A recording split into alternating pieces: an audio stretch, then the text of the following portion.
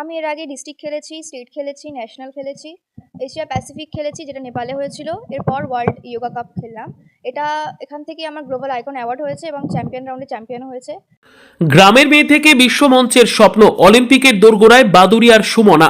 অদম্য মানসিক শক্তি, নিয়মিত কঠোর অনুশীলন ও একের পর এক সাফল্যের জোরে অলিম্পিকের স্বপ্নের একেবারে দোরগোড়ায় পৌঁছে গিয়েছে উত্তর ২৪ পরগনার বাদুড়িয়া ব্লকের প্রত্যন্ত গ্রাম কাঁকড়াসুতির মেয়ে সুমনা সুলতানা।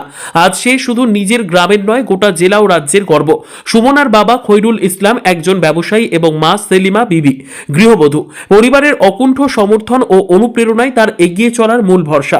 তার বেশি গুরুত্ব এই যোগব্যায়ামের মাধ্যম দিয়ে ও চাইবে যে ভারতের হয়ে যে অলিম্পিকে চান্স পায়, এই সহযোগিতাও যেন পায় বা সে চেষ্টা করবে আগামী দিন যেন অলিম্পিকে চান্স পায়। আমার নাম খায়রুল ইসলাম, আমি সুমনার বাবা। ছোটবেলা থেকেই পড়াশোনার পাশাপাশি যোগাসনের প্রতি গভীর আগ্রহ দেখা যায় তার। নিয়মিত অনুশীলন ও আত্মনিবেদনের মধ্যে দিয়েই নিজেকে ধীরে ধীরে গড়ে তুলেছেন সুমনা। তার ক্রীড়া জীবনের বড় সাফল্য আসে ২০২৪ সালে কলকাতার সল্টলেকে নবরাজনা রাজ্য যুব আবাসে অনুষ্ঠিত ৬৮তম পশ্চিমবঙ্গ রাজ্য বিদ্যালয় ক্রীড়া প্রতিযোগিতায় অনূর্ধ্ব ১৪ বালিকা যোগাসন বিভাগে ৪৭৩.৯০ পয়েন্ট পেয়ে রাজ্য চ্যাম্পিয়ন হয় সে। এই সাফল্যের মধ্যে দিয়েই রাজ্য স্তরে নিজের শ্রেষ্ঠত্ব প্রমাণ করে সুমনা। এরপর ২০২৫ সালে ওড়িশার ভুবনেশ্বরে অনুষ্ঠিত আন্তর্জাতিক যোগাসন বিশ্বকাপে অংশ নিয়ে সে অর্জন করে আন্তর্জাতিক সম্মান বিশ্ব যোগা প্রতীক পুরস্কার ২০২৫।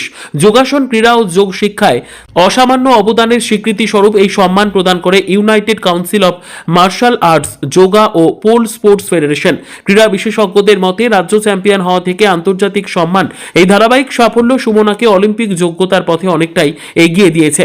কাঁকড়াসুতি থেকে গোটা বাদুড়িয়া এলাকায় এখন একটাই আশা, এই গ্রাম বাংলার মেয়েই একদিন অলিম্পিকের মঞ্চে ভারতের নাম উজ্জ্বল করবে।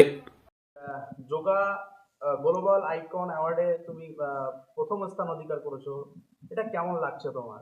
আমার খুবই ভালো লাগছে। আমি গ্লোবাল আইকন অ্যাওয়ার্ড আমাকে দিয়েছে, আমি খুবই খুশি এটাতে। খুবই ভালো লাগছে, খুবই আনন্দ হচ্ছে।